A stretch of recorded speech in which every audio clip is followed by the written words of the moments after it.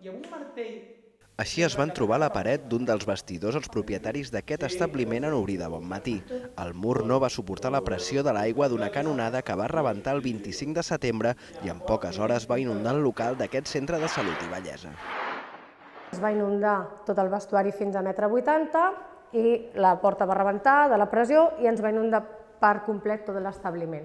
L'incident es va produir de matinada i el gran volum d'aigua va fer una gran destrossa en el mobiliari i maquinària del centre, de 600 metres quadrats. Encara estan quantificant els danys, però de moment saben que hauran d'estar un mínim de 4 mesos tancats al públic fins que es pugui rehabilitar el local. A més, han hagut d'aplicar un ERE temporal als 11 treballadors. Entenc que això és una avaria, que ha succeït així, però tot el volum d'inconvenients que representa tot això a nivell laboral també és un cop molt fort. Es queixen que des d'Aigües de Barcelona encara ningú no s'ha posat en contacte amb ells. Tot i això, confien que les companyies asseguradores cobriran bona part dels danys i perjudicis del tancament.